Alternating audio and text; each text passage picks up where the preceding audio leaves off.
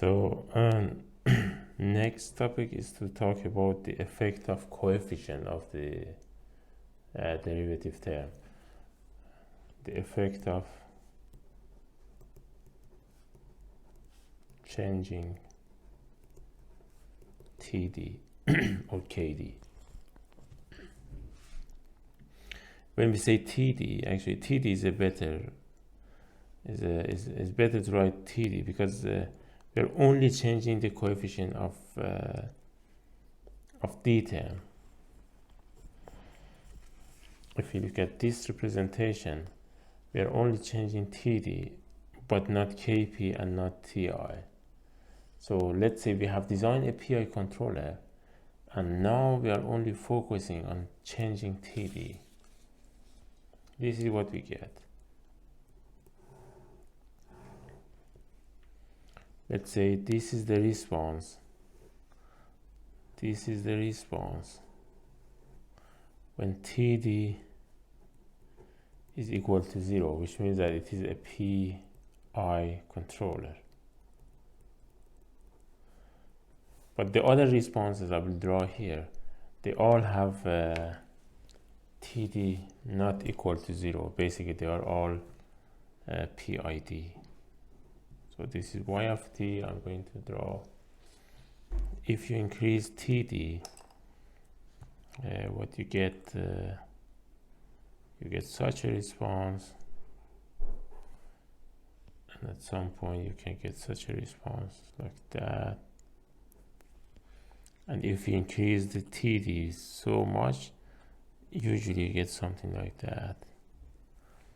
If you get some response, actually engineers know that such a response means that the derivative term is too much. So this one shows the increasing of TD.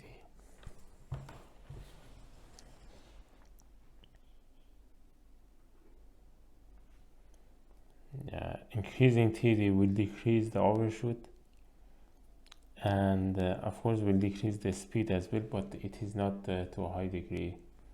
Usually it's not to a high degree. So increasing TD will decrease the overshoot and also will decrease the speed. But as I said before, it is a common mistake that many people actually say that derivative term will increase the speed of response. It is not true. D term doesn't increase the speed. D term, as I showed here, D term will allow you to increase the other parameters and get a faster response because it will decrease the overshoot. So if you look at here, this response was not acceptable. So because of that, we couldn't get that fast response. But if we have a D term, we can reduce the overshoot, and because of that, we can have more or less the same response by increasing, for example, KP or KI. So the derivative term by itself doesn't increase the speed. It will allow you to increase the speed by reducing the overshoot. So that's the explanation of the effect of the controller. As I mentioned before, in some cases, when the system has an internal integrator, we don't need to have an integrator in the controller. This means that basically we don't need I term of the controller, and because of that, in some cases actually we prefer to use a PD controller instead of PID controller. So PD controller, as you can guess, basically it's the same as PID when we remove the I term. So U of t would be KP multiply error plus KD multiply the derivative of error with respect to time. And when it comes to the Laplace domain, we would have U of S is KP plus KD S multiply E of S, which means that a PD controller has only one zero and no pole. Again, it is not a feasible controller, which means that if you want to implement the controller, you have to have at least a pole. And this is actually what we do. Instead of S, we will have S multiply N over S plus N. And as I said before, that N is a big value. But at least in the design phase, sometimes we can use this form to find KP and KD, and then when we have these parameters in the implementation, we can take that point into account, that we should have one pole far from the imaginary axis. Okay, that's the representation of the controller. But as I mentioned before, usually when we want to tune the parameters, fine tune the parameters, usually prefer to work with this representation when we factor from KP, and then we have KP multiply 1 plus TD multiply S, and then the whole bracket multiply E of S, where I don't know if I have written before, but this TD, basically KP multiply TD is KD, or TD is KD over KP. Okay, let's take a look at the PID controller, how we implement a PID controller. So the topic now is implementation of PID controller.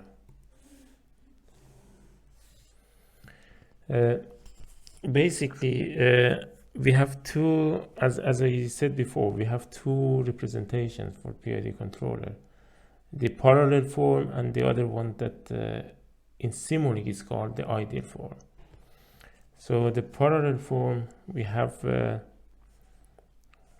if it is E of t,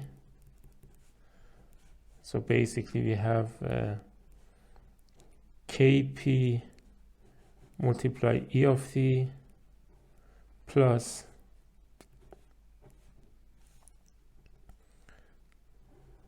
integral of E of t, and this integral, as I said, in Simulink we show the integral with 1 over s, so this is integrator. Integral of E of t multiply Ki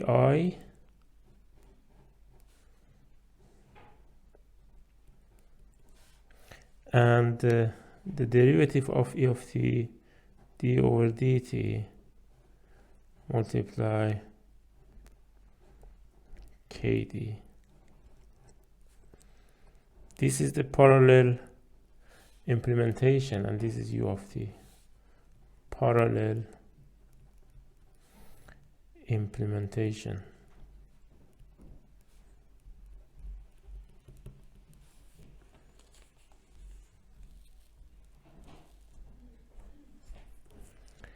And the other implementation, as I said, in Simulink, it is called the ideal implementation, which is basically the implementation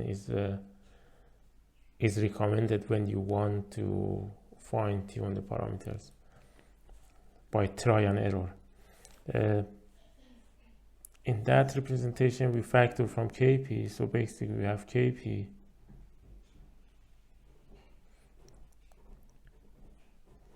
here, we have error multiply Kp, and then we have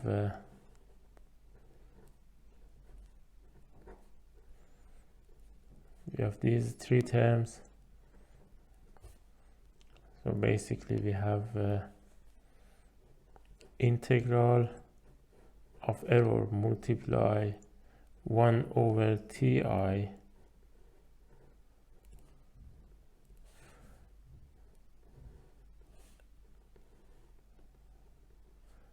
and d over dt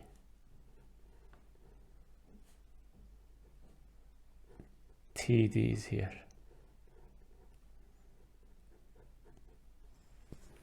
Okay, this is another representation.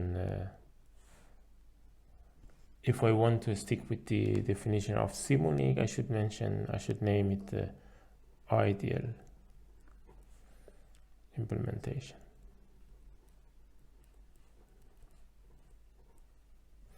But as I mentioned before, this d over dt, we cannot, in Simonic, we cannot have s, because s is not feasible. And what we replace instead of d over dt, it could be s multiply. So this d over dt could be s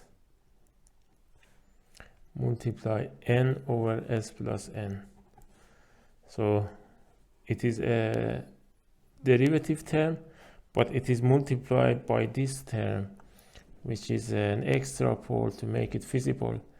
And as I said, the pole is far from the imaginary axis.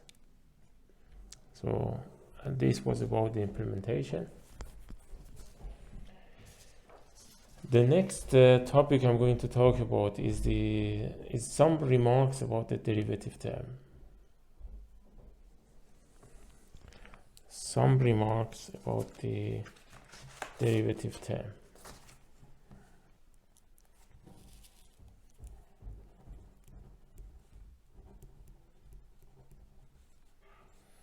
About the d term. The first point is that when you differentiate the error, so if you look at these representations, when you differentiate the error, because error is reference minus output, so we have reference or set point minus output, which is error, and at some point you should derivative the error, you should differentiate the error. Okay, and then later it could be multiplied by kd or a td. Okay, it depends what representation you use. But the point here is that when you differentiate from the error, some problems can happen. The first problem is that set point might change suddenly, because it is actually the user that changes the set point. And for example, if it is the temperature of the room, the set point could have been 20 degrees and user suddenly changes that to 25 or 23. There could be a jump in the set point, and if that one happens, also error will have a jump. So if set point suddenly jumps, therefore error will jump suddenly. And as you know, if you have a jump, if you have a sudden change in the error, the derivative of error will be infinity. So basically the derivative of a step is impulse, which has an infinite value at the time of the jump. We should avoid these kind of cases. How to avoid that? Sometimes actually we smoothen the set point. If the user changes the set point suddenly, we have a filter here. It is a low pass filter, but actually it doesn't filter the signal so much. It just avoids the sudden jump. It means that if there is a jump from, as I said, from 20 to 23, it's a sudden jump. Instead of that, you could have a very fast increment, but it is not a jump. Because of that, the derivative of this signal is not infinity anymore, even though this one it was infinity. So that's one way to avoid that. So as if I want to complete that, E of t will jump suddenly, therefore d over d error over dt will be infinity.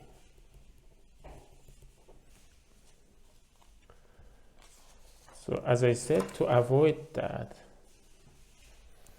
to avoid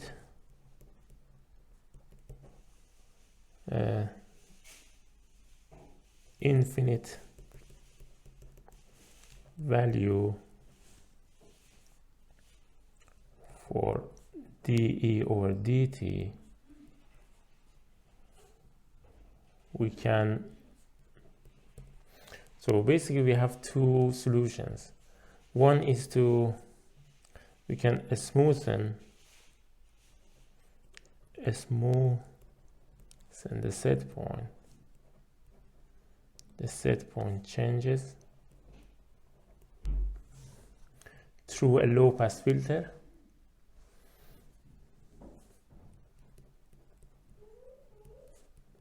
A low pass filter, or we can, but as I said, the frequency of this low pass filter is not a low value, because we don't want to really filter the set point. We just want to avoid the jump. So even having a high frequency for that low pass filter, high bandwidth for the low pass filter, still it will smoothen the signal. So the derivative of error with respect to t is not infinity anymore. And the other solution is to have, we can have the derivative, the d over dt term only in the feedback.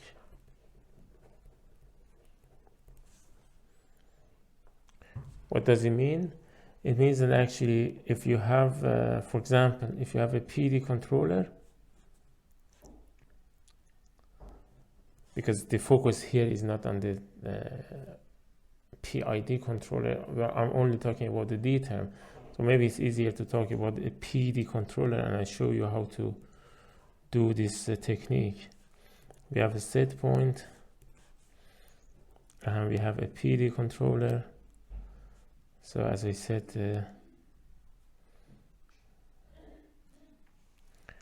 it has Kp multiply error and Kt multiply d over dt.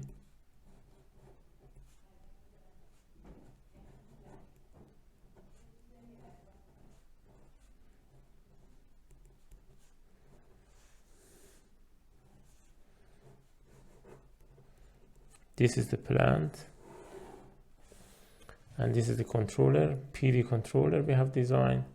Now I'm saying that to avoid that infinite value for the derivative of error, you can use the following block diagram, which we have it only.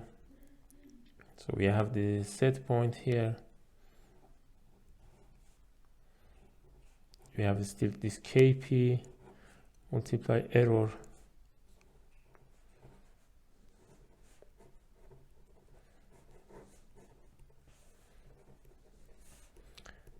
and here actually instead of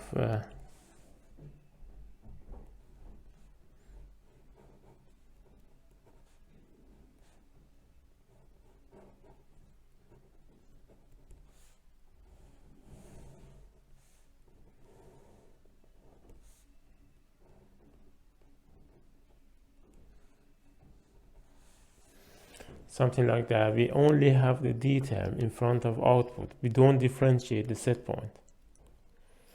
And of course the sign here is minus, because that minus was in front of both branches, because we have separated that branch and we have taken that from here, then therefore still we have the minus here. So this one would be minus as well. If we have the item is still here. Maybe I can also show that, because it doesn't have to be, as I said, doesn't have to be PD, so the item could be also here. I can add that.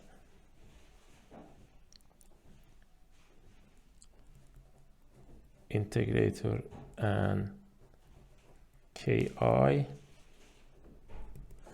and here could be the same. We have the integrator and KI.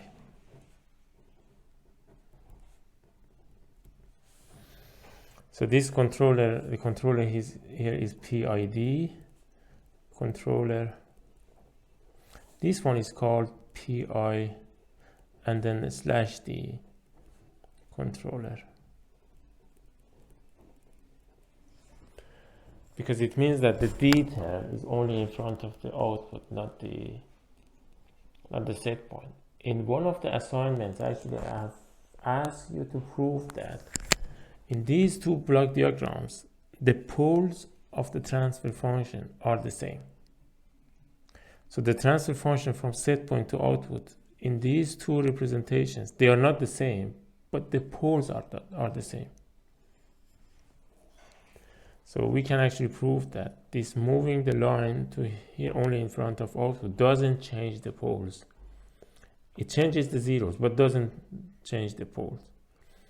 And because of that, even though the transient response could be a bit different, but in general, you don't get that much different response from the below block diagram. But as I said, we use this representation to avoid differentiating the set point, which gives you infinity if you have a sudden jump in the set point. That was one point I wanted to mention about the D term. The other point is actually differentiating the output. So I said that differentiating the set point could make some problem because we have a sudden jump in the set point, but also differentiating the output could make some problem. Differentiating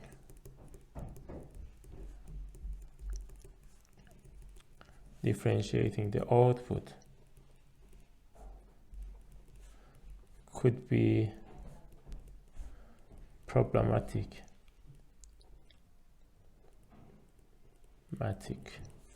as well. Why? Because you have sensor here, so you measure the output by set point and then you differentiate that. But what happens when you measure a signal by a sensor? Usually, or I can say always, we have a measurement noise on the sensor. So the sensor will add some noise to the signal, and because of that, when you want to differentiate that, you differentiate not only the output, also the noise added to the output. Sensors add measurement noise to the signals or to the outputs. Therefore, differentiating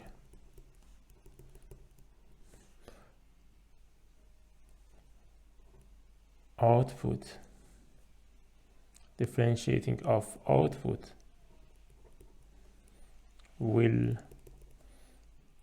differentiate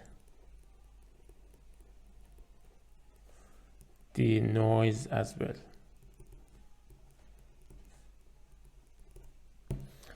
If I want to make it a bit more intuitive, let's say you have output. This is y of t. When you have a sensor, basically the sensor will add some noise. N is noise.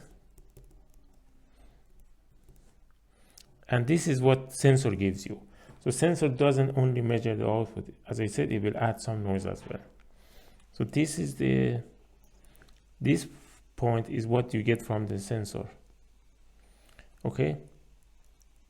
And then therefore later you differentiate that. You can see that also here you differentiate Y, but as I said, this is not Y. It is actually Y plus the noise. I haven't drawn the sensor here, but that's the more accurate model of the sensor. So then you differentiate Y plus N. So what you get, differentiating Y plus N, it will give you derivative of Y plus derivative of noise.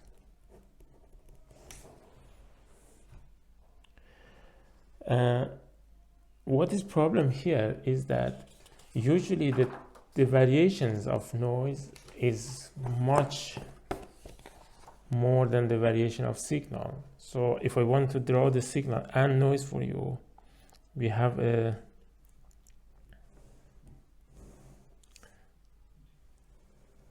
let's say this is Y of t, and you have a noise added to that.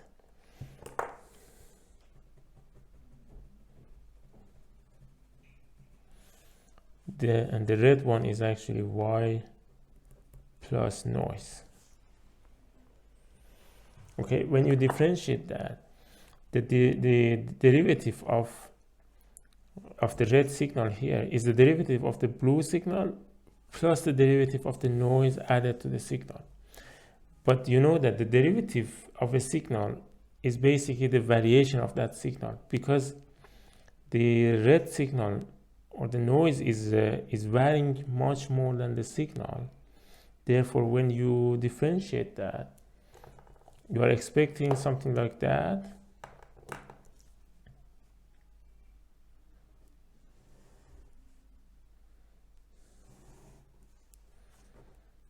dy over dt. You're expecting something like that.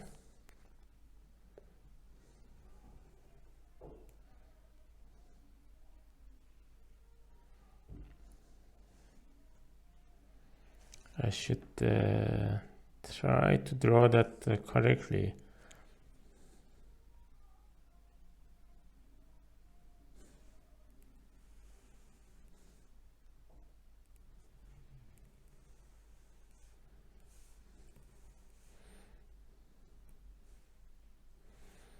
Something like that.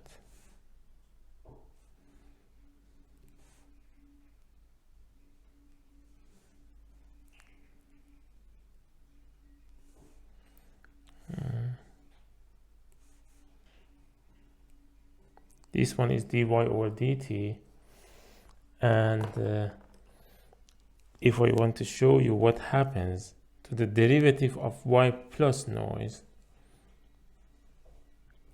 and dy plus n over dt, I'm going to draw that here.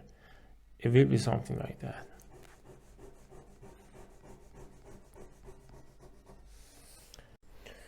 To explain what happens when we differentiate the noisy output, I have drawn here a signal. The blue signal is the output, and then the red one is noisy signal. I have added some noise to the blue signal. As you can also see that here, when you have noise, the variation of noise is much more than the variation of signal. Because of that, when you differentiate the summation of noise and signal, what you see in the derivative of these of the summation is that noise has been amplified more than amplified, because it has more variations. So because of that, differentiating a noisy signal is never recommended. What to do in these cases? We should actually design a low pass filter and then differentiate the signal. So what we do when we have this d over dt, instead of d over dt, we use a low pass filter and d over dt. A low pass filter could be a simple first order low pass filter. So the simplest low pass filter, a simple low pass filter, is when you have A over S plus A. It's a first order low pass filter, and A is the bandwidth of the filter. Basically, by changing A, you can change the bandwidth of the filter. Therefore, you select which frequencies you are going to filter. And if you remember from the representation or from the implementation of the derivative term, I said that this d over dt is not S. What we have here is S multiply n over S plus n. Actually, we can use that term as a low pass filter as well. And if it is the case, then n is A here, and A is not a big value anymore. We use A to filter the noise. At the same time, we are using this pole to make the derivative term feasible. So it is doable. So when you have these two together, could be S multiply A over S plus A. But intentionally, I didn't use capital N here, because when we use capital N, we say that this N is S plus N is a pole far from the imaginary axis, and because of that, it doesn't affect the response of the controller. But in this case, when we have a low pass filter, so the aim of this term is to filter the noise. Therefore, A should be selected such that this noise is filtered. It is not big anymore. It depends on the frequency of the noise, but usually it is not big anymore. And what happens in reality, when you use a D term, because of this term, because of the filter, there is a delay in the derivative of output.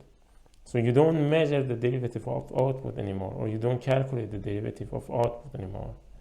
It is a delayed version of the derivative of output. Because of that, in reality, when you use a derivative term, when you use a D term in the controller, you don't get a good response as you expect, because the delay due to this low pass filter will actually affect the response, and as I said, it's not working as good as you expect. For this reason, in some cases, or maybe I can say in many cases, the D term is not being used in the industry because, as I said, because anyway you need a filter, and when adding a filter you don't get the positive effect of the D term. So because of that, in many cases actually we avoid to use D term as well. If we have a good sensor with low noise, or if we design an advanced low pass filter, not a simple low pass filter, an advanced low pass filter, it could be a Kalman filter. It is not in the scope of this course, but if we design a Kalman filter, which actually means that we have also a model of the system. So if we have a good model of the system, we can design a good Kalman filter, and in that case we can calculate the derivative of output with a good accuracy. In those cases, it is worth it to use the D term, and you can actually benefit from D term. But other than that, as I said, in many cases we avoid to use the D term if we don't have a good model of the system, or if we don't have a good filter, because of these problems I said.